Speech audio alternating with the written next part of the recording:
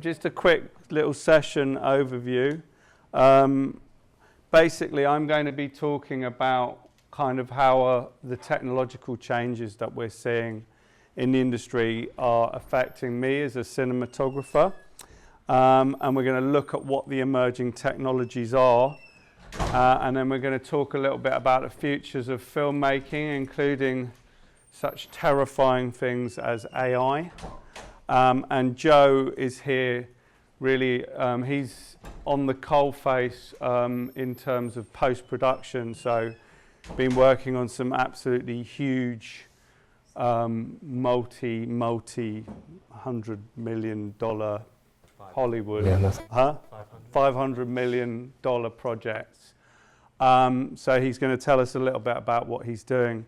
But I thought that what I would try and do in this lecture is establish a clear link between what is one of my favourite films, and that is Rashomon by one of my favourite directors, Akira Kurosawa, and I think my favourite royal, and probably yours, Princess Anne. So that's where I'm hoping to go with the lecture. So where do I start? Well, I'm going to start by trying to link Rashomon and Princess Anne by talking about LiDAR. So LiDAR technology, laser image detection and ranging, is developed by NASA primarily for mapping. And what you do is you, using GPS to know where you are in space, you have a laser that sends out different pulses of light, and it's able to time the time from the laser to the ground and back again to give you very exact distances. And there's a huge advantage is you can use different wavelengths of light for different purposes. So for instance, if you wanted to scan a seabed, you could use a different wavelength of light that would actually travel through the water. So they developed it primarily for accuracy of mapping. And what it produces at the end is a kind of set of data points. So it's not an image in the sense that we think of it, a photographic image. It's instead a collation of the data of all of those points that the laser hit. And I think your laser uses what, like 2 million? Yeah, 2 million a second. Yeah. So there's a huge amount of data points going out of the laser, and then it kind of works out what the spatial relationships are. The other thing I'd talk about to link Rashomon and Princess Anne is photogrammetry. So photogrammetry builds a 3D model, but it does it through image capture. So you would take an SLR camera, take 100 images or 500 images of a space, and then you use software, and it's able to calculate the distances and the relationships by looking at features in the imagery and collating those. So you end up with a sort of 3D image. So here's one that I did on my phone in about 10 minutes. I was filming in Egypt at the Egyptian Museum, and we got access to Tutankhamun's grave goods. And they took the lid off it for us to film, and I was able to do a scan using an app called Scaniverse. It took about 10 minutes. Joe's not very happy with Scaniverse, are you, mate? No. Of course not. And the first time I came across LiDAR and photogrammetry was on an archaeological project in Saqqara, which is the necropolis for the city of Memphis, which was the capital city of the Egyptian empire. And basically, we were there working about 30 meters underground. So to give you some context, it's about the equivalent of a 12 or 13 story building. So that's a building almost twice the height of this building. And the entire shaft had graves in it all the way up. But at the bottom was a collection of really high profile priest burials, which we then discovered by using x-rays were all women, which was a massive revelation. And there were very, very high value goods in there, like a silver mask, of which there'd only ever been 2 discovered in the history of Egyptian archaeology. So it's an incredible excavation, and it was on National Geographic, a program called Kingdom of the Mummies. Get up, get up.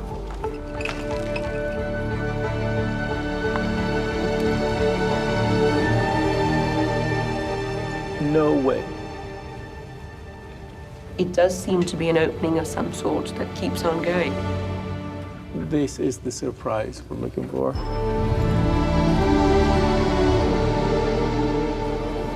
Oh my God.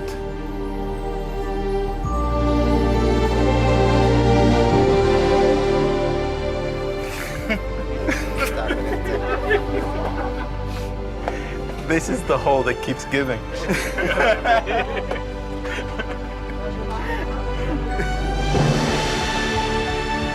Oh my, this is unbelievable.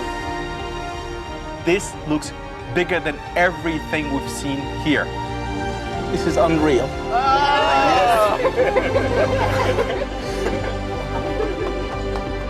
We're just happy because we thought it's going to be big, but this is huge. Discovering the tomb is just the start. Now Ramadan must investigate the new chamber to see if it can shed any new light on the ancient practice of mummification. So the huge advantage of LiDAR scanning and photogrammetry, where this was interesting is that Ramadan, the archaeologist, had actually brought in the engineering department who had surveyors, and they were the ones who were doing these scanning. This is the chamber that we made the discovery in, and archaeology is effectively destructive. The minute you start recording and taking things out, you're damaging the site, right? So the advantage with LiDAR and photogrammetry is we send the scanner and photogrammetry team in, and within 12 hours on an iPad, we had a 3D model of what was in the space. And it's accurate to the millimeter. So if you go in there and there's two canopic jars, you can say, well, what's the exact distance between the two canopic jars? But also, because it's very high resolution, you could scan in and read the label on the canopic jar. And he was able to say, actually, this grave is from Didi Bastet, who's the mother of another burial that's across the road, without even entering into there. And if you think about, for archaeology, this is a huge advantage, because as you take it apart and destroy the environment, you can record each phase of it, and then digitally you can go back in time, right? So he's excavated 30 meters shaft, and at every stage of that shaft, he's got a recording of what he found at that level. So that's where I first came across it. And the second place I came across it in the same year was on a program called Lost Cities with Albert Lim, which is also on National Geographic. And we're filming in Machu Picchu, Peru, and in Petra in Jordan. And we were partnering with Joe's company here, Visualskies Studios. And the central premise of what we were doing kind of revolved around their work, because the idea was that you can kind of, using his systems, you can scan the environment, and then you can kind of find human artifacts within that environment. So he'd worked on Game of Thrones and various major productions like that, but this was the first time you were doing it for archaeology, is that right? Yeah, that's fair to say, yeah. Yeah. So basically, and he'll hate me for saying this, but Joe's a little bit of a genius, frankly. I do hate you. Yeah, I know. But it is kind of true. So you've got a few patents in the GoPro, for instance. Yeah, I do, yeah. Right, okay. So a little bit of a genius. And basically, Visualskies was a company that Joe set up for this kind of film work, scanning work. And our mission was to find out maybe places that had been the model for Machu Picchu or the model for Petra. So we weren't actually working, we did film there, but we weren't working in Machu Picchu. I have since scanned Machu Picchu. Have you? For Paddington in Peru. Oh, right, there you go. We obviously didn't have the budget for that. But basically, we trekked into the high Andes to a site called Huata, which is a pre-Inca site. And we went there with a whole team, including Joe, with his LiDAR-mounted drone, and also some 360 cameras on that for sort of photo texture and stuff? Yeah, we rigged various DSLR cameras to the bottom to capture photogrammetry as well, at the same time as LiDAR, which we can use to like sort of texture and reconstruct a realistic photographic version of the landscape. And then, but the point is you then combine the LiDAR and the photogrammetry, so you get the image and the texture, but you get the accuracy of the LiDAR.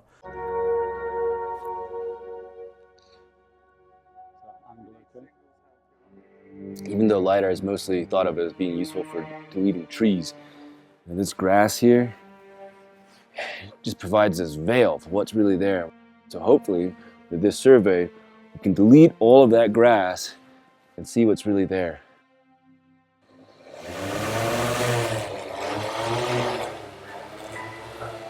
What's up?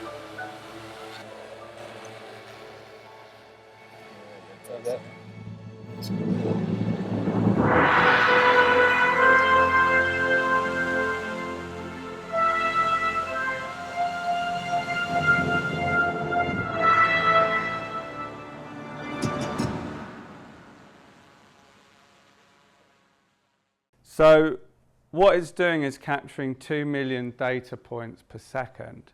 And the amazing thing about this technology is that as long as just, 5 to 8% of those data points go through the foliage and hit the ground, you can do something which I think is pretty extraordinary. As darkness falls on Wata, the results are in. So this is all of the aerial LiDAR combined. This is with the vegetation on. So this is the point cloud as captured, basically. Yeah. Then let's delete it. Ready? Wow, look at that. Yeah. Wow, es impresionante, wow. Increíble. It looks like the whole range has been carved. That's really cool. The LiDAR reveals signature Inca terracing.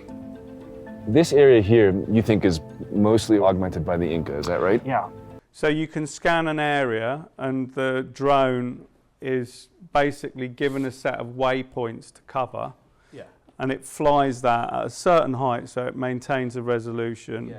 These type of landscapes are really difficult to scan with an aerial LiDAR device because the drone has to maintain an equal distance from the surface of the ground. And so with like landscapes like this that go like up and down, it's really, really challenging. Yeah. So you have to pre-program a flight in 3D that changes elevation to match the terrain. Right. And so it's very difficult, but that's what you do essentially, yeah. Yeah, so you could scan an area, you strip the vegetation off, and now you're starting to see straight lines in the landscape, and you know that they're human. So then these are things that if you were in the jungle, you'd walk past them because it's so dense. But when you strip them out, you know exactly where they are on GPS and you can kind of go straight to that point. So how does any of this relate to Princess Anne and to Rashomon? Well, it comes back really to a brief that I was given in 2023 by a company called Clockwork Films. And they wanted to tell the story of the attempted kidnap of Princess Anne in 1974. Kidnapper wanted to ransom Anne for £3 million and he ended up shooting a couple of police officers, although mercifully no one was killed. And this is where the Rashomon effect comes in.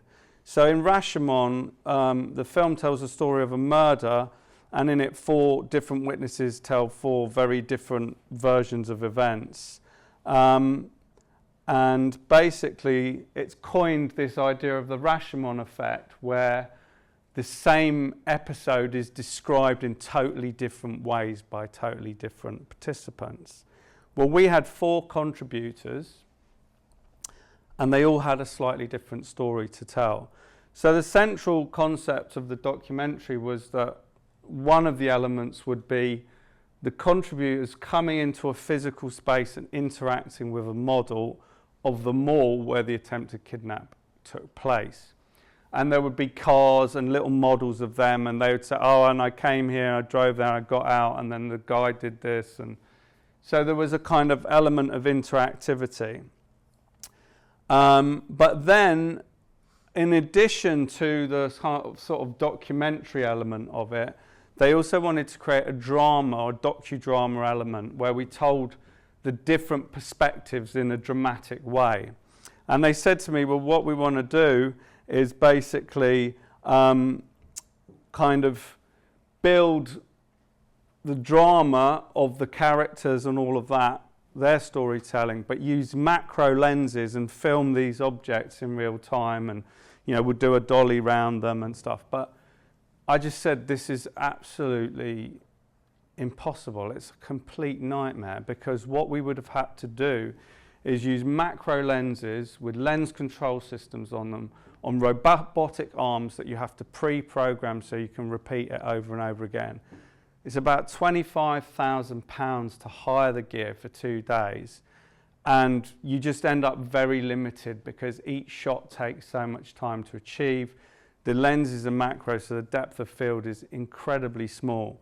So I said, well, I think actually the way that we should go is by using LiDAR and photogrammetry. And I know just the person for it. So the idea was that we were going to scan it and then put it into Unreal Engine. And once we got it in Unreal Engine, which is a 3D kind of gaming platform, we can then design the shots however we want, because you can create a digital world and then you can fly around it at will. So Joe and his team came in, they scanned the entire room, they scanned the model, and then they broke the model apart and took it back to their studio where they have much higher resolution scanners. They're able to scan smaller objects as well. Yeah, we just scanned all of the figurines and the cars and everything separately, because they come out better if you do them in a smaller prop booth, right? We'll call it. But the set was all scanned in situ. Yeah, so it means that when we go from the interactive element that I'm shooting into the digital element, it's a kind of seamless transition. So what next? It goes into Unreal Engine, and this is why it's still a cinematography job, although I wasn't sat in the room with you because of budgetary constraints. But now we can kind of make all the choices that we'd normally make as a cinematographer, but in post-production.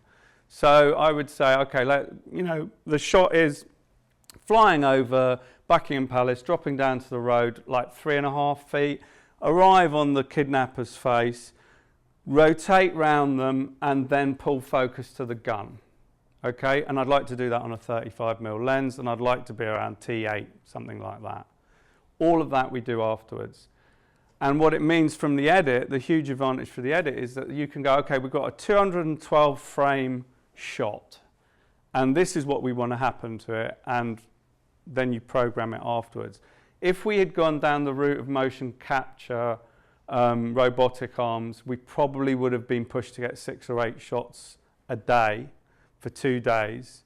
But in the end, how many did you end up doing? 112, I think. 112 shots. They didn't all make the cut, but no. That's what we did. So, the flexibility of it is the main reason that I wanted to push for it. So here is the trailer, and this is combining the stuff I shot with the stuff Joe created.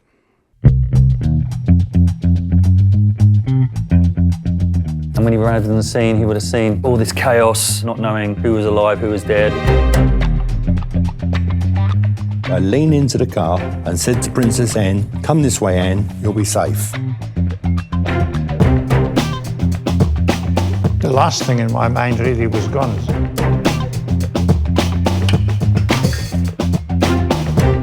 They're amazing. Looking at this model has just enlightened me. Even got uniform bobbies with hats on.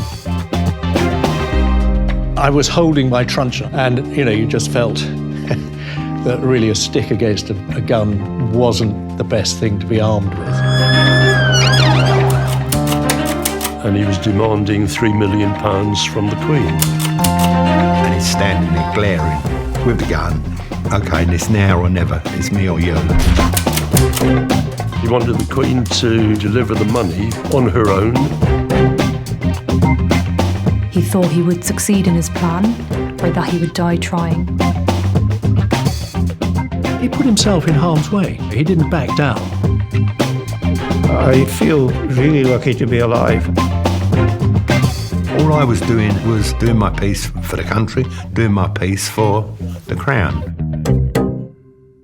Right, so what I've then done is I've stripped out all of the shots from that sequence that Joe and his team created. So you can see here we've got the entire spatial background of the room, but also we can do any number of moves. We're not limited. And also, the other thing is in here, you're controlling the lights on the vehicles didn't exist. No. They were created digitally. The lights, the street lights are created digitally. And also the level of sort of mist or smog that we wanted in the scene, we could add that in. Is there anything else you added in? Yeah, well, the scale, like I was talking about. Okay, yeah. Yeah, because the filming things at macro scale is still very hard in 3D, and so we scaled up the set to a larger scale, so that, you know, depth of field wasn't so much of an issue, which was challenging even in 3D was challenging. So even in digital, if the models were this big, you'd still have the restrictions of working with macro lenses. Yeah, to get it in focus, I'd have to be at like f200 or something, which obviously doesn't exist in the real world. Right. You can do that in 3D. Right. And so we just scaled it to make it easier. Right. But we can keyframe, of course, like, you know, focus pulls and camera moves and all of that. But it still was just too tricky at a small scale. Yeah. So the other place where this is kind of being integrated a lot, and where Joe works, and he's going to come and talk about this more, is virtual production or volume studios. So these are big LED spaces, and I just filmed one recently where we were doing a thing about the Colosseum in Rome, and we're able to change 3 different time frames that the Colosseum, 3 different emperors, 3 different time frames. The Colosseum looks very different. We're able to switch that out with a click of a button. And the other thing that's fantastic is that because we're using armor, all of the actual physical reflections from the blue sky and the Colosseum are already in the armor, so we don't need to worry about that. And this is where an example where you've got a bear walking through shot. I think the most unrealistic thing, frankly, is this guy's pants. But you've all got all the characters animated in the background. And you can even see here, we've got like a kick off the floor, which is actually coming from the LED screen. So it's mimicking the sort of light bouncing off the sand. One place where this is brilliant, and I think I can't understand why you'd ever go back, is in cars. So this is from 3 Body Problem, where you can, rather than, if you think about the logistics of shooting, like let's shut down the embankment, okay, you put a car on a low loader and you drive from A to B, and you get to the end, you've got to turn around, you've got to go all the way back and do it all over again. It's a 5-minute drive, that's 10 minutes of driving to get back to the start, whatever. You've got to shut it down, you've got to have police, you've got to have locations. Now you can put 16 4K cameras on a car, drive the embankment once, and then you do it all afterwards in post-production. So actually, this is a DoP who you've been working with recently on an unnamed project that you're not allowed to discuss. But this is Greg Fraser. Obviously, you could do a lot with CG and everything could be kind of a green screen movie. What we're trying to do, and what I've always found take something and makes it extra special, is to take something and have as much real as possible in the frame. How do you invent Gotham for real? How do you prep Gotham for real? And that led us to improving our technology. The city of Gotham is a character in the movie. And so you're like, how do we do this for real? And if you want to do it with the best quality to make it look real, you want to avoid anything that looks like, bad visual effects shots. We're using the LED volume. We're trying to do as much in camera as possible. Now that's still using new technologies, but the goal is to create as photoreal an experience as we can. So Greg Fraser is lighting with practicals. The light in the set is coming from the set itself, by and large. It's a huge movie, so there's big extension. Having done this before on another show, I saw the power of this very early on, and it's a positive for the final viewer when something is shot in camera. By pushing the technology along on Batman, Warner Brothers are going to make it more accessible to the next DP that does the next show. This is one of those things that has to be done this way, because you can't go back in terms of progress when you've seen something perform as well as it can. To move backwards onto a traditional blue screen stage feels to me like it's not doing justice to the Batman. That's one of the big advantages with the LED stages. You can essentially freeze time.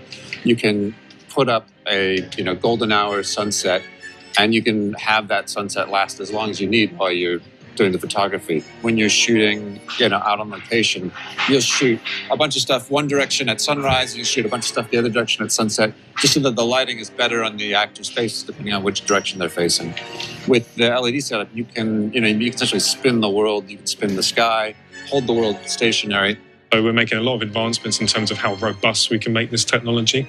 Having these panels work in the rain is only possible by pushing that envelope, and that's certainly something that we've been excited to be a part of.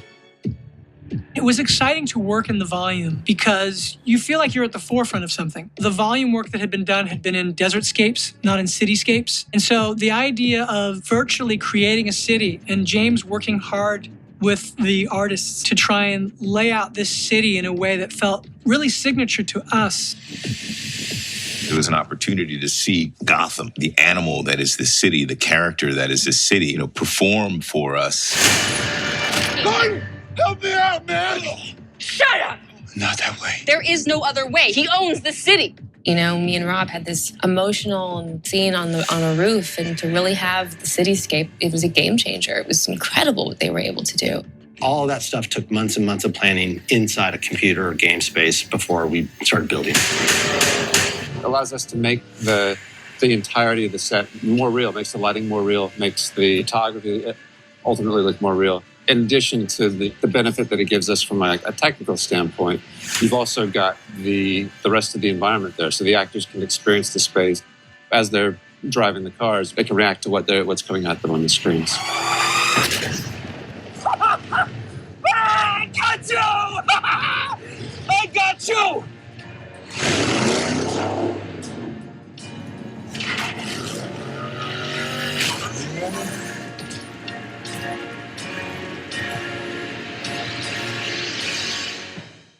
I'm Joseph Steele. I run a company called Visualskies. We essentially create and capture 3D content from the real world for the visual effects industry and other industries like archaeology, like Piers mentioned. We have worked on many feature films, many projects, all 3D scanning, landscapes, objects, people, and stuff like that. I've got a short show reel I can show you.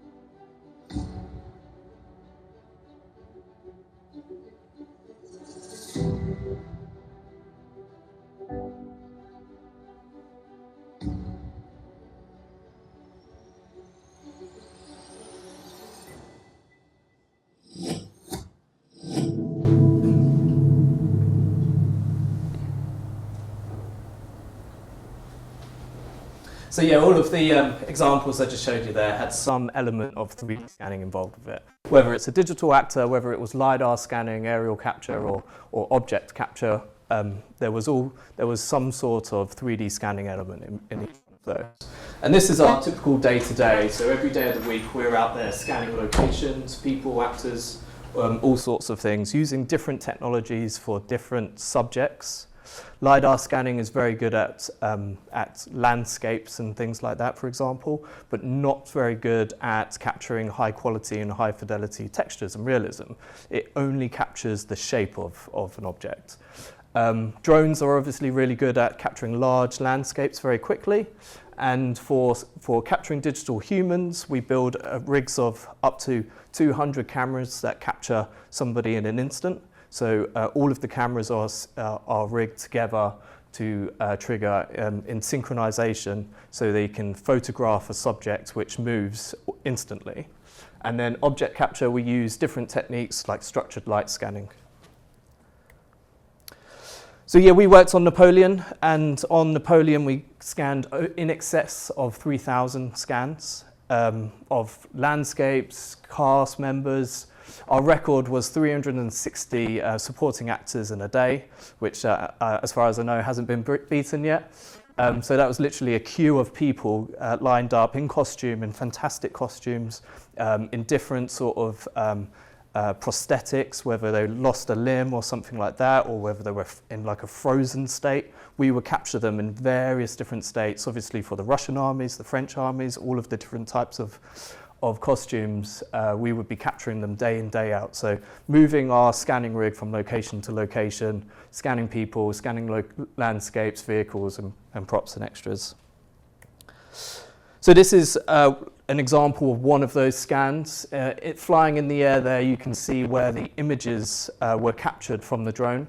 And this is a location in Malta, Fort Ricasoli, I think it's called. Don't check me on that, I don't think I'm right. But you can see there's about 3,000 images in this. There's LiDAR scans on the ground, and all of that gets combined together to create a digital set piece, essentially. So this is what the shape of it looks like, the geometry we would call it. And then this is sort of a final textured view. You can probably see some vans there, which we did eventually remove. And this is another example of one of the scans we did. This is the HMS Victory. And this is how it gets composited to make the final shot in Napoleon. So this was created by Blue Bolt Visual Effects, where we provided the landscape assets. So you can see HMS Victory there and the Maltese location in the background. And this is how they will essentially use real locations, real assets, but to create final shots quickly, which is, it's sort of a combination of utilizing real things to make your shot look real. If you were to create this digitally or even using AI, there will be an element that isn't quite real about it. And by scanning the real thing, you get more fidelity out of your shots. So this is just an example of all of the casts, or some of the casts we scanned. We scanned them in this, what looks like funny pose. It's called an A pose, and so we can essentially add digital bones to the body afterwards. So we can animate, they can run, they can jump, they can fight battles or anything like that. And we'll also do the same thing for their faces, add digital bones for the faces, so you can animate the faces, the eyes, and everything like that. But yeah, this is just a small selection of some of the scans we did. And then obviously objects, they weren't blowing up real horses and stuff like that. We sort of see ourselves in between, as a synergy, sort of in between the art department and the set department and the visual effects department. We will go out and capture what the incredible art departments create in as much detail as possible to aid the visual effects department in creating the most beautiful shots that they can create, essentially. This is the BAFTA entry for Napoleon, where you can see our work. So this is it was obviously nominated for a BAFTA in visual effects, and on screen now is a sort of a breakdown of all of our work that went into that. I'll just play it again because it's quite. It's got any audio. So here you can see all of our scans, and then this is how they get combined to create the final shots. We first started in 3D scanning. We were scanning like one or two things on a feature film. Some key visual effects shots here and there. We would scan, a big landscape, or we would scan an actor. We would scan, a truck that needs to fall off a cliff. Well, these days we're scanning literally everything that ends up in camera. So there's somebody watching every single frame on Q-Take, and any item or any set that goes into that frame, we scan it. So what started off as 1 or 2 scans now is like 5,000 scans on a production. And we see it as a set that's a trend that's set to continue. And there's a huge value in 3D scans, not just in the post-production. They can also be used to recce locations with high accuracy. You can choose where you're going to put your camera before you go to the location, sitting on your sofa on an iPad, essentially. And the power of that's incredible because that gives more people access to that location. Even the catering truck can figure out where they're going to put their catering truck so they're not in the way of the shot, from a 3D scan. It's that powerful, and there's obviously way more value in 3D assets and 3D backgrounds in other areas, like virtual production, of course. So here's one of our scans, if anyone can recognize this location. It's in a very famous TV series called House of the Dragon and Game of Thrones. This is sort of a typical scan. Obviously, it doesn't start off looking too great like this. This is just sort of a weird image, but this is a full 3D landscape, and you can zoom in and go anywhere and zoom into and see every single detail on every rock. The things that don't scan are things like water, because it moves and it's reflective. You can't scan water. You can probably scan a very still lake, but there's pretty much no point in scanning water when it needs animating and everything anyway. So I thought this was an interesting image because this sort of visualizes how many LiDAR scans we do to recreate one of those landscapes. So earlier you saw the LiDAR on a drone. Well, that's fantastic at capturing a large landscape and scanning the terrain of a forest or something like that. But the accuracy of it is like 1 or 2 centimeters. And that's not good enough for visual effects. We need to be in the millimeters with high precision LiDAR devices. Because if they, for example, build a set based on our LiDAR scan and it doesn't match the real location, we're sort of liable for that. And it's the same with surveying. If you survey a building, it needs to be accurate to within a few millimeters. And so for that, we use tripod-based LiDAR systems, Leica RTC 360 and the Leica P50. And so all of those cubes you can see there are individual LiDAR scans. So each one of those would have been scanning for 5 minutes, collecting 2 million points per second across the landscape. And you do have to walk all over and place the tripod and press go and then wait 5 minutes every time. There's 400 LiDAR scans there to recreate that landscape, and it took 2 days. And then this is sort of what the final asset would have looked like in a rendering. And what's interesting is they actually used the scan to create a lot of the drone shots. Because in this location, we weren't allowed to fly drones. Because it's a Spanish location, but they have falcons here. And the week before we were supposed to go and scan and film some plates, some visual effects plates, a tourist unfortunately decapitated a falcon with his drone. And so drones all of a sudden became banned. If you are flying around falcons, the bigger the drone, the less they're interested. That's the rule of thumb anyway. Small drones, they'll attack them. And so they used our scan to recreate a lot of the top shots, the drone shots and all of that. Wherever the dragon's landing, that's all 100% scan apart from the dragon and the mist and everything, of course. And of course, it was then used in virtual production as the background. So we provided the asset with a 3D landscape in Unreal Engine, and then Pixelmondo finished it, lit it, textured it, that sort of thing, and then obviously provided the virtual production services on the film. This was obviously another one, you probably saw this showreel, but this was for $18.99, it's just a short clip. But we went to the Scottish Highlands to scan this landscape, and you can see it just changing. So that's an LED wall in the background there.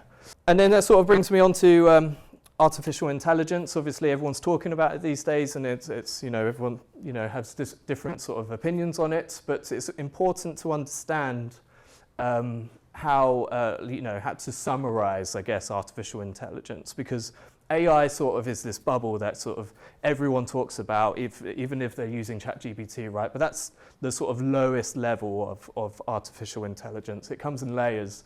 Where we sort of position ourselves mostly is this machine learning area, and that's because we train our own image models to then do something, essentially, and that's what machine learning is capable of doing. So yeah, we use AI to reduce capture hardware, to reduce post-production costs on our side, and to increase versatility, what we can do with less, basically. So this is a really good example, I think, of a optimization step that we made when we were working with machine learned models and AI.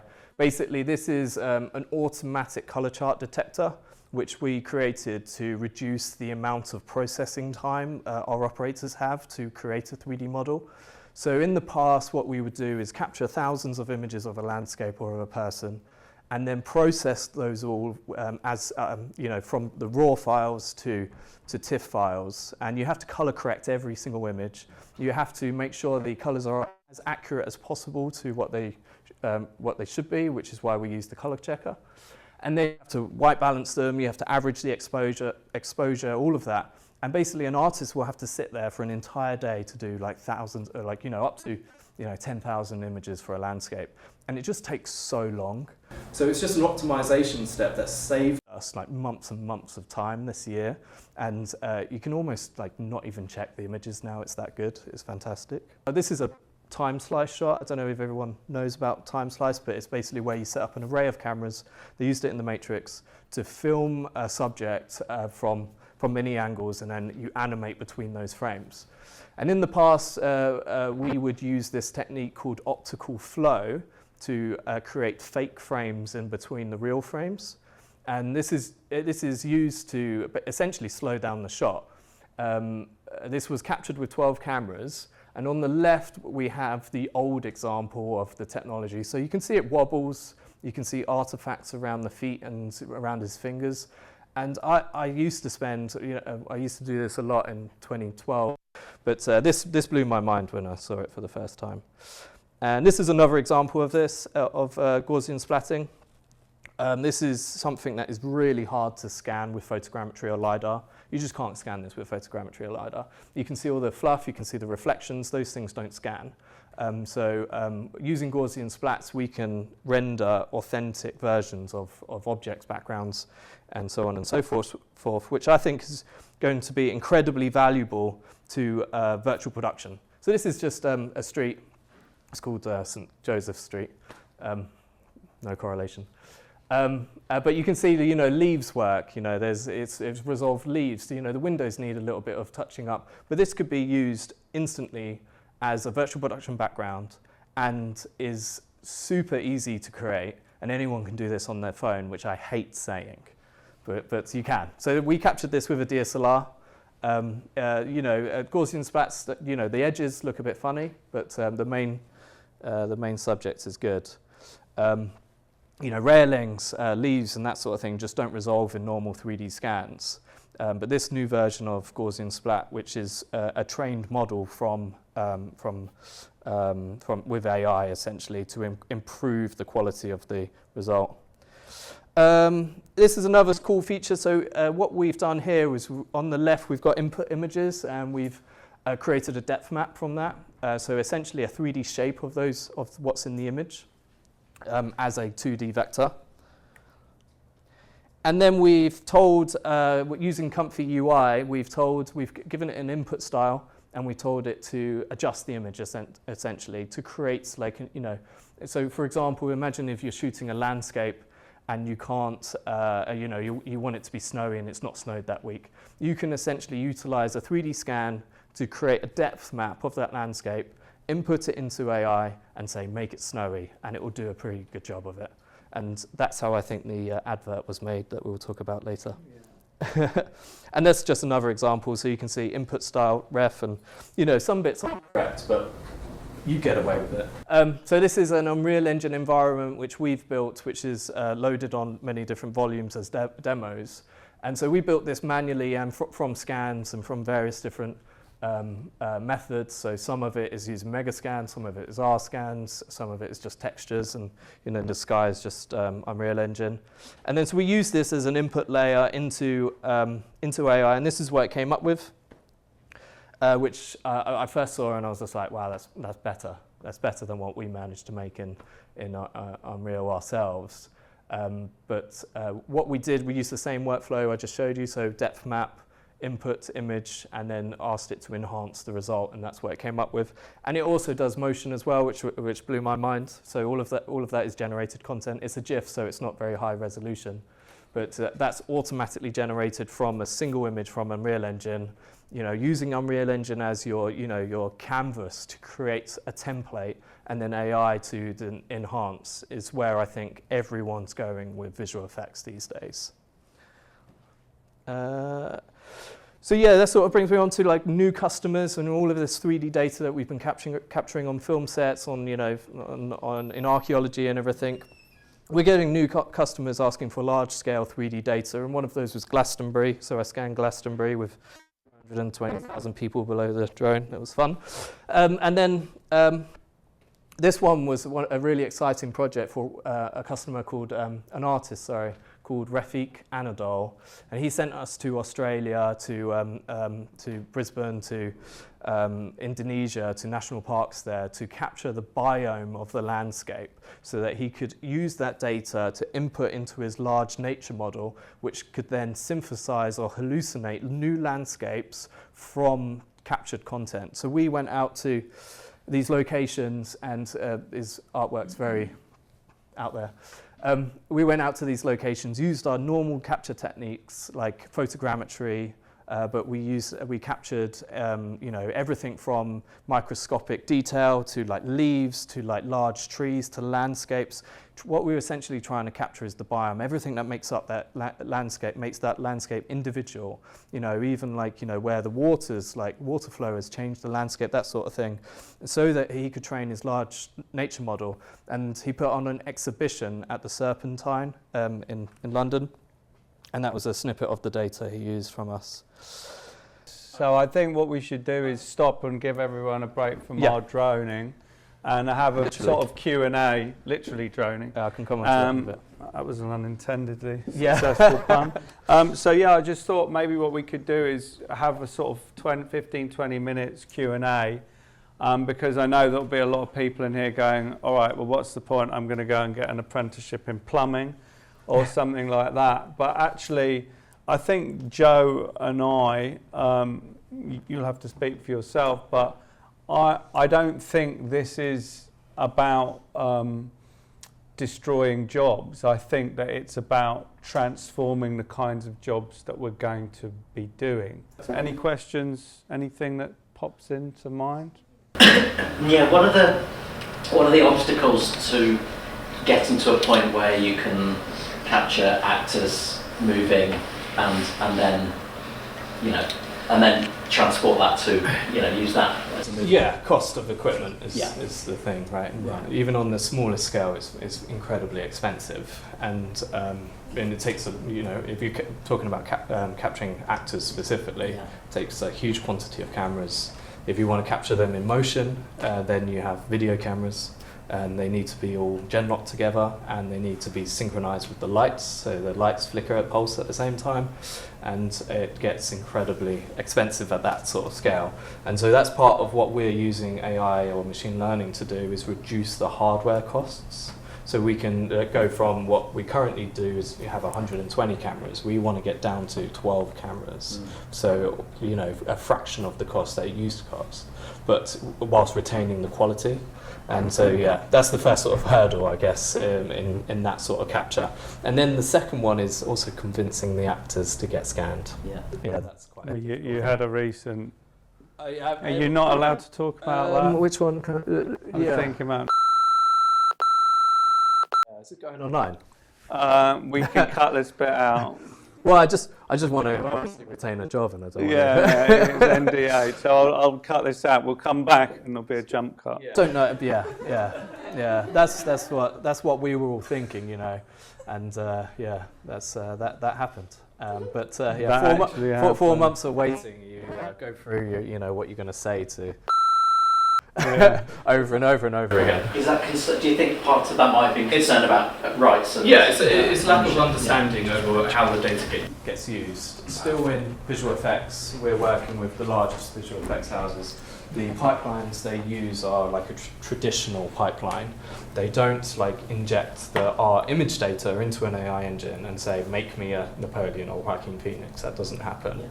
You know, it's very much a manual artistry that takes our scan and creates, you know, a photoreal version of them that they can use to extend shots. So in that case, you know, it was a scene where Napoleon needed to fall down some stairs, but they obviously wanted a stunt double to do it.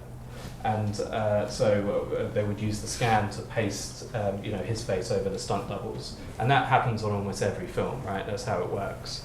But in almost every film I work on, they don't want to be scanned. It was the same with I kicked off when we did on my. So you're like the baddies. We're the baddies now, but it's a lack of understanding on how the data gets used, because it's literally just used for extending shots that can't be done otherwise. And in our contracts, it says we have to delete the data after we've delivered, and we do that. You know, it's hundreds and hundreds of terabytes, it's petabytes of data. I don't want to look after it forever, and I don't want the responsibility of that either. Mm-hmm. You know, so get hacked.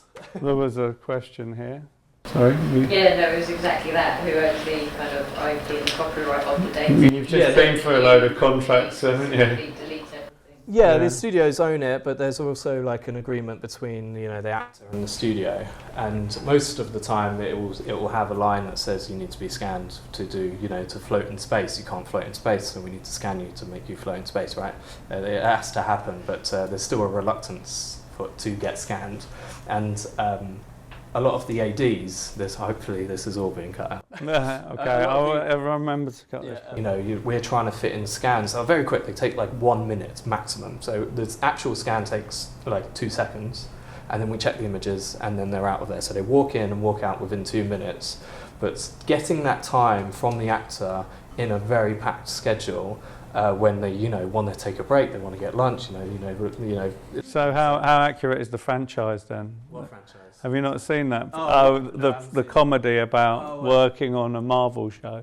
I haven't seen that one. No. Well, you feed back to me. Yeah. So is there another question there? Just going to ask, do you think like that it will, like this model will evolve to the point where, like, I don't know, I was thinking like there's so many like biopics at the moment, and so much of the like discourse around it I feel like is like, well, they either don't look like the character that they're portraying or that it's inaccurate. Do you see this kind of technology evolving into like some kind of hybrid between an actual actor and then like scanning of like Elvis or something? I'm just thinking. Yeah, I guess so, in that sort of, in that concept. But they are doing that already. I don't know if you saw the Tom Hanks film Here.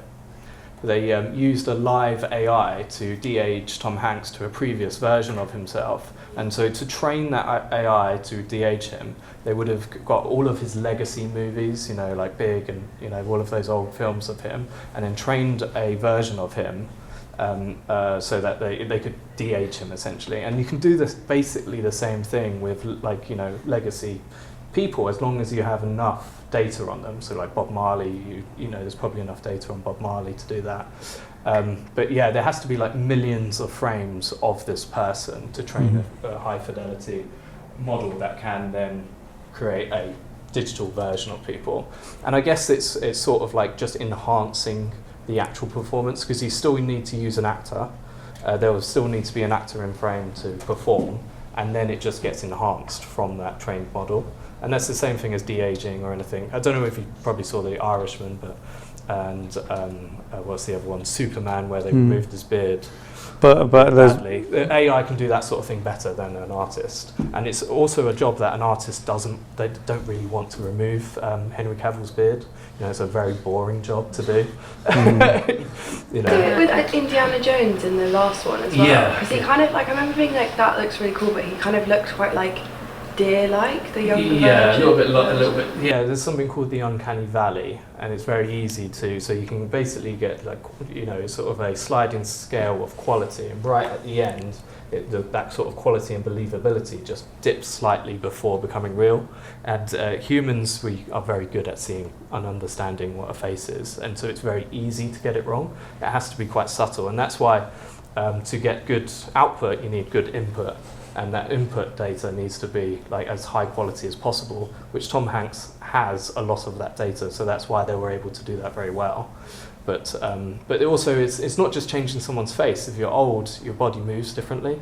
You know, there's many layers to it. So if you see a young face on old shoulders, you know straight away it's something's wrong with it. And so you know, then it's, you know, might as well you just swap out the actor completely to a younger actor, and you know, it's very complicated, I guess, but it's getting better. Another question there. Oh yeah, I wanted to ask a question about how these technologies relate to more like fixed site installations of motion tracking, optical tracking, like in sports stadiums, where if you watch cricket, if you watch baseball or basketball, AWS, they feed all this like motion material into models and analyze and generate statistics and stuff like that. What relationship does that have with this like more art production side of the technology? Yeah, well, I guess there's the correlation there is obviously that we need to understand where the camera is in 3D space to render you know, authentic new view or augment that view. You need to understand where the players are to I don't know, highlight a player as they're playing football or whatever. And so all of that data just gets fed into a real-time renderer, right. And then you can then use those as animation layers to then add information and graphics. You probably know this already. I guess it is the question, how could it be used for AI? Yeah, because you were talking about the challenges of real time, of like scanning actors in motion, things like that, and that immediately made me think of. There is. We do get constantly asked whether we can put an array of cameras around a football pitch and scan them live and stuff. And people do that. There are camera systems doing that, and they do a really, really good job of it. And essentially, you can do like, I guess, I don't watch football, but VAR or whatever it's called. But then you can actually pause your entire football pitch and then zoom a virtual camera and see whether that they were offside or whatever. You can actually do that today with the current setups. But it's not really machine trained or it's not AI. It's just like lots of computers processing 3D frames essentially. But to do 4D, like that's what we call 4D. Every single frame of video is a 3D model essentially, and then you animate those and you can pause them and move around essentially. I mean, I think the point about the uncanny valley is really important because, it's one proposition to be able to scan an actor in live space, but convincing the audience that they're real when you've used that technology is the big challenge. And I think we're going to show an AI-generated commercial. It's obviously AI, right? And I was having a conversation with people in the department about to what extent can we teach using AI tools in our department. And so there's a discussion. And then I had to do mandatory training on academic freedoms, and all of the videos were AI. So it's like we are using this already, and it's where it's an appropriate tool. And I think the question you're asking is, can we live scan people and make it photo? No, we can't do that yet. But the reality is, I mean, Joe's under-talked it, but a lot of the stuff that he's talking about is stuff that he's designed and built to purpose. So there's that development aspect. I guess maybe people are going to become less sensitive to the uncanny valley in the future because they're fed, uncanny more content. Yeah. So maybe. Yeah. I was going to ask, you said the problem with that 3D scanning is water, you can't really do it. Is the answer to that like AI machine learning in order to get a better picture of it? Could be, yeah. But generally, like what massive water simulations cost a lot of money. They're very hard to compute, and AI can obviously enhance and improve that in the future. But scanning, there isn't currently, as far as I know, any sort of visual effects use of scanning water.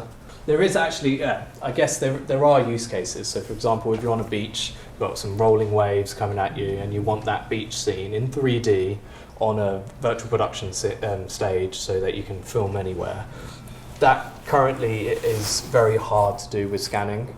But if you combine that with a 4D array of multiple cameras and Gaussian splats, then you would be able to film the rolling waves on a beach, add it to a virtual production stage and that sort of thing. So yes, it is sort of the answer to it, is the answer to that question. But no one's doing that yet, as far as I know. Virtual production stages are very sensitive over, like, you know, the FPS they get out of the playback, and Gaussian splats and NURBS and these new radiance fields, they're quite heavy in terms of data. And so keyframing those per frame and making it run at 24 FPS, kind of challenging, I guess. But someone's going to do it eventually. But the reality is that I think producers are reading scripts in very different ways now. Yeah. You know, whereas before they go, I would say, so you got a 4-minute sequence in the desert in Adelaide. At magic hour. Yeah, or we're not going to be able to do that because our schedule won't allow it. Yeah. And then now the first person will look at that script once the director's been through it. Before even the VFX people have been through it, in some senses, as a virtual production consultant who'll go, actually we can do that scene, we can do that scene, and we can do that scene. So a lot of the stuff that might have been thrown away is now being sort of shown in different ways. Having done this before on another show, I saw the power of this very early on, and it's a positive for the final viewer when something is shot in camera. By pushing the technology along on Batman, Warner Brothers are going to make it more accessible to the next DP that does the next show. This is one of those things that has to be done this way, because you can't go back in terms of progress when you've seen something perform as well as it can. To move backwards onto a traditional blue screen stage feels to me like it's not doing justice to the Batman. Joe's been working with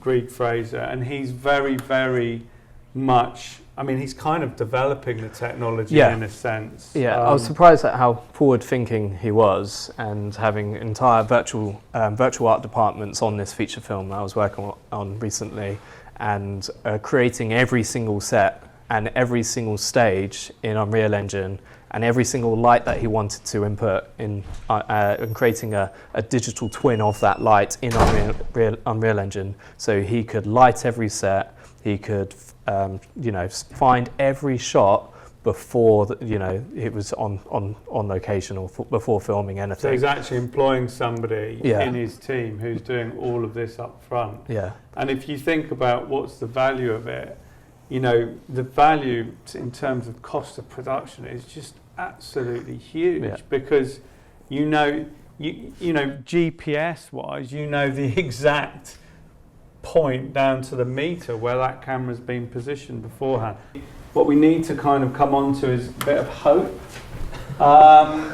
So what I'm telling people that I'm talking with is that the future of screen is not smaller or less jobs. In fact, the industry as a whole is predicted to grow about 5 times its current size, but it's where those jobs are.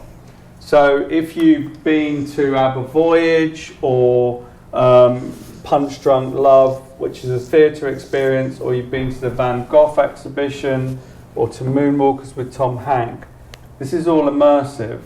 They've even created Taskmaster, which is an immersive experience. Now, the experience where you go and play a game of Taskmaster employs about 70 people.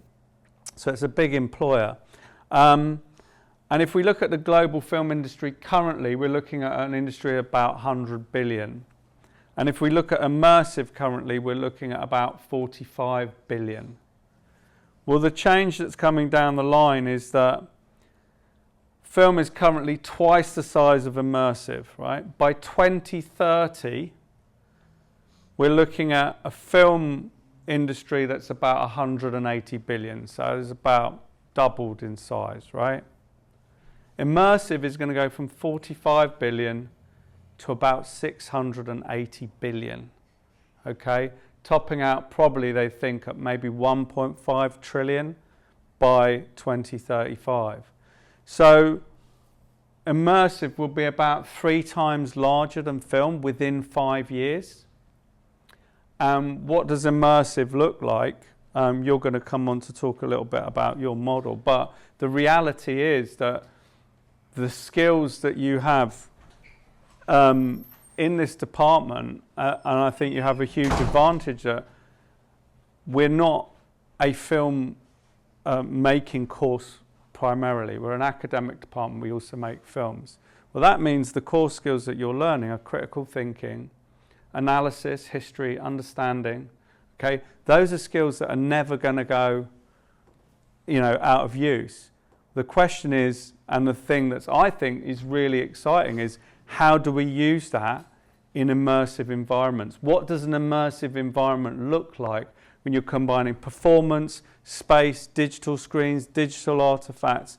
I mean, the possibilities of it are kind of endless, and you're already working on immersive experiences as we speak. Yeah, absolutely. We sort of see it as like a shift left approach. We're shifting into a new sort of format, a new way of utilizing our skills and visualizing things in a new way, essentially. And immersive experiences just seemed like the right way for us to go, and it was just like serendipity that you mentioned it the other day. And we were already working on a couple of immersive experiences. Obviously, I just showed you the Rafik Anadol experience, which was at the Serpentine Gallery, and it was free to go, but it was fully booked constantly. And we only got in, we tried several times, we only got in because we said, it's actually our work on the wall, and they were like, fine, we'll let you in. It was that busy. I was blown away. And people come back to immersive as well. If you go to a cinema and you see a film, that's probably your only interaction with that film. But people, Punch Drunk Love has 40 different actors moving through the space. So people will go and follow a different actor each time they go back. So have you got an example there? Yeah, so something that's in development, so it's not finished yet, and it's only a couple of slides, but it was actually off the back of my work with Piers in Jordan, in Petra. We were asked to scan the hinterlands of Petra, so that's the area surrounding Petra, to create what's called a hydrology model of the landscape, so how water moves across that landscape. And it said that the Nabateans actually terraformed and transformed that landscape to store water, and it used to be this lush green environment. And so after Lost Cities, and in collaboration with the University of Chicago, we went back to Petra to scan some more of the location, and just for the hydrology model. But we approached them and said, what about creating an exhibition, an immersive experience with this data? So this is sort of what we've been working on, and this is the exhibit that will be dotted around the world, actually. And one of the things that we thought was important was creating a sustainable immersive experience. So every sort of version of this exhibit or this experience can be created just using small 3D printers. And so the landscapes that we scanned are 3D printed, and then we project information back on top of that landscape. And this is no one's seen any of this, by the way. The only people that have seen this is University of Chicago and our team, essentially. But it's only 2 slides, so it's not really showing you too much. And so we've created an exhibition, or creating an exhibition that sort of showcases how that will work. And this is just a very small scale example of what that will look like. So it's probably a little bit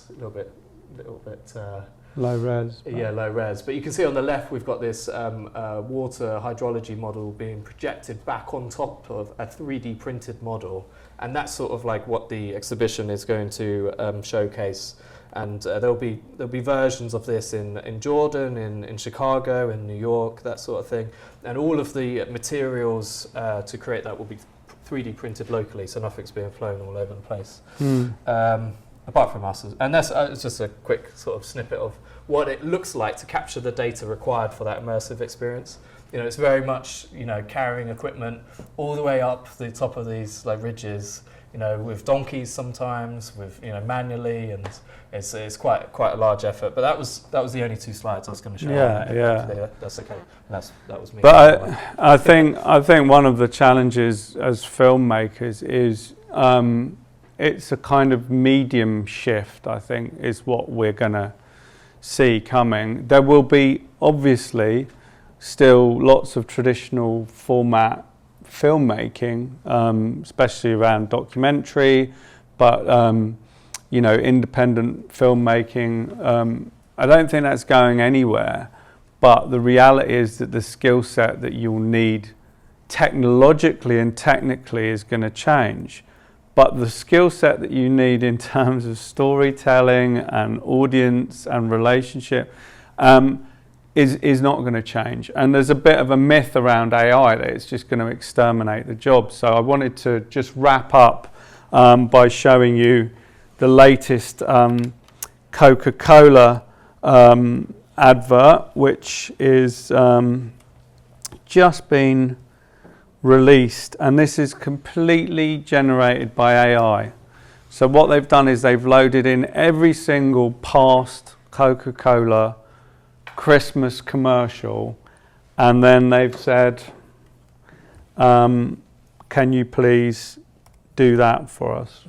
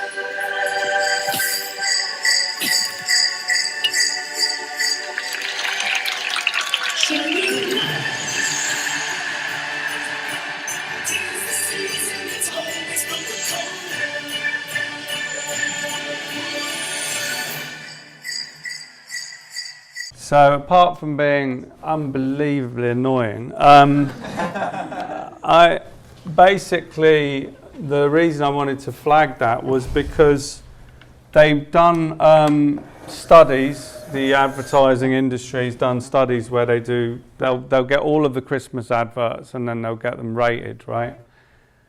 That advert, for some reason the scale's 0 to 5.9, I don't understand why, but that got 5.9. The closest other commercial to it got 4.3. And at 5.9, it got no negative comments from the audience at all. So, I don't know, what's your impression? Well, going back to sort of the introduction you gave to it, You said it was completely generated. Yeah. It's probably not accurate. Like I'm assuming in a way. If it is, it's complete magic. But a lot of those shots, I assume, would have been directed using just simple 3D geometry built in Unreal Engine, just like I showed you earlier in my examples. And if you want to do this yourself at home, as long as you've got a PC with a CUDA GPU, you can install a software that's free called Comfy UI, and you can, with only a few nodes, recreate shots like that very, very easily. Right. So you get your style input and you say, make a Coca-Cola van here and, zoom in slightly and have the lights flickering and that sort of thing. And utilizing machine ML models online and Comfy UI, you're able to create that very quickly. You probably won't be able to create it at the resolution they did because they've got big computers, but that's okay. But there's still a lot of human. I mean, they're basically, all of the inputs, all of the descriptions, all of the. Yeah, and all at the cut as well. That I imagine would have been manual, and the direction of that cut and the storyboarding of that cut would have been manual. It would have been done in like Previs essentially, and then you feed that as a layer to then drive what the AI creates. Because if you just let it free run, I don't know whether you've seen what it does. It will morph from shot to shot and things like that. Yeah. But a lot of people are doing a lot of like incredible things at the moment. But you can see the AI artifacts throughout that. You can see things blending from one thing to another. Like trees will, one branch will blend to another branch that isn't actually at the right depth and things like that. You can see the hands are just like that sort of animation, that sort of thing, which we wouldn't do if you were capturing it. You would be like, can you do that more naturally? That sort of thing. Whereas, AI is like, what is natural, right? Yeah. and you know the fingers were like the wrong proportions and things like that. But people don't care, you know, like you said, you got a 5.9, but did it get a 5.9 because it's Coca-Cola and everyone loves Coca-Cola? I don't know. I don't know. I don't personally. But anyone got any? There was a shot, sort of 3 or 4 from the end, which kind of produced a shot of a village or something like that. It seems to have no relevance to the rest of the Most of them are relevant. I thought the pacing was completely wrong. Heavy and But also, sinister. Who's that happy to see a Coca-Cola truck?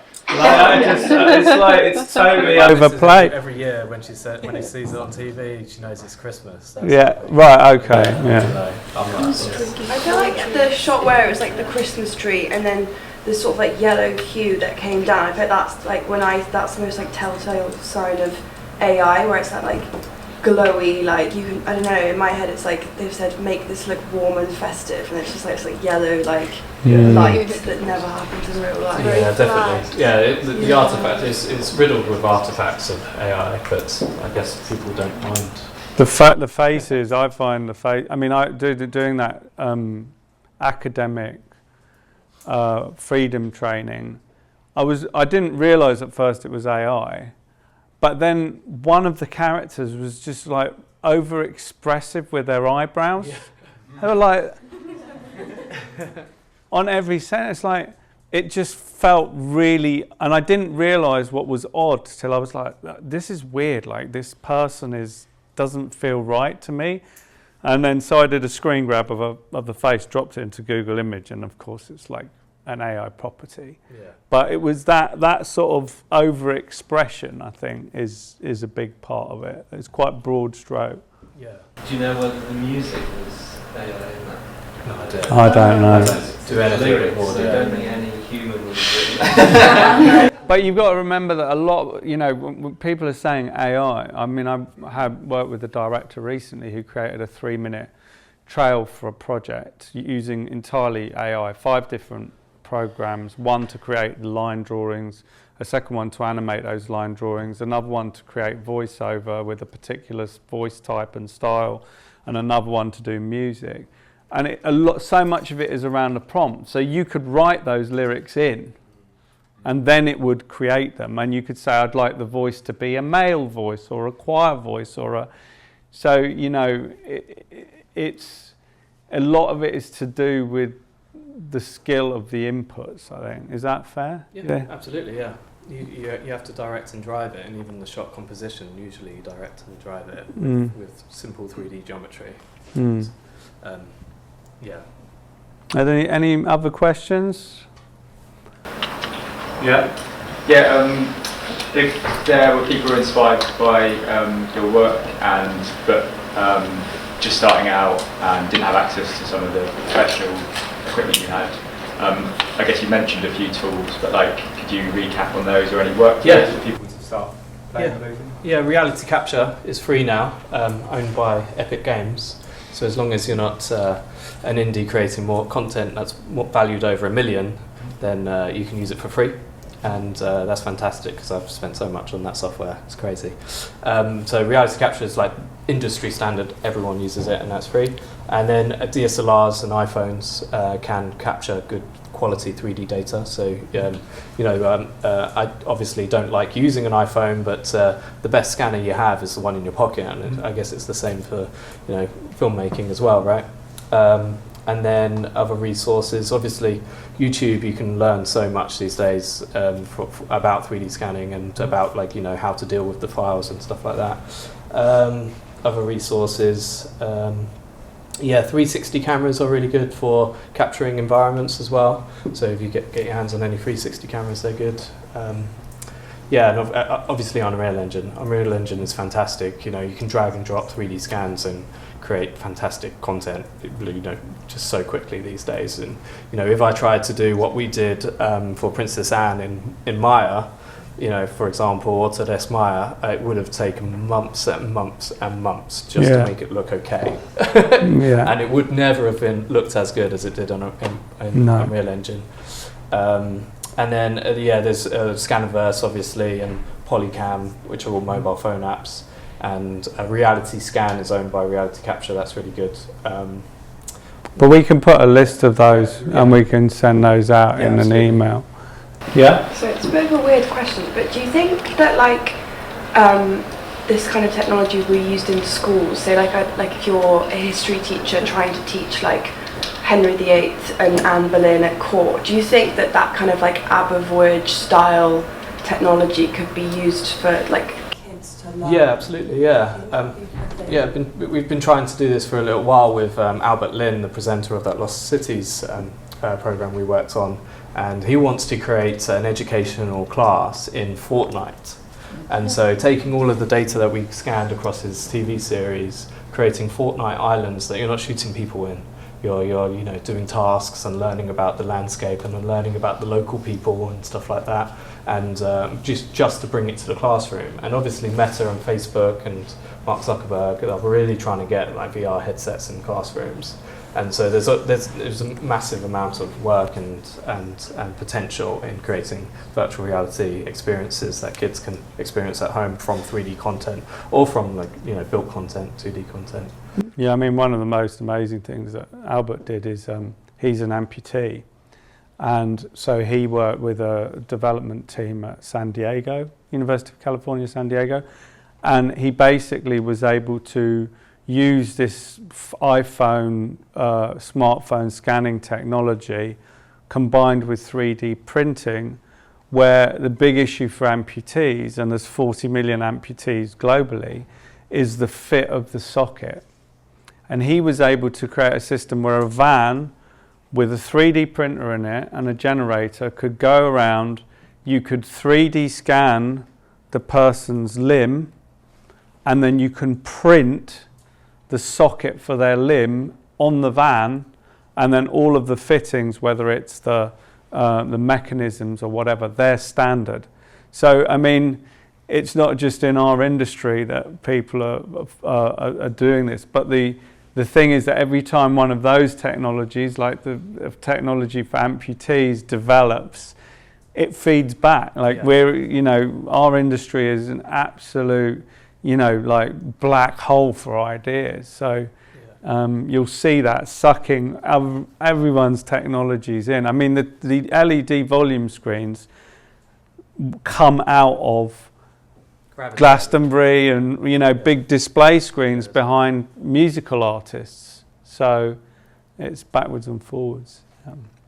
Thank you, everyone. Thank you.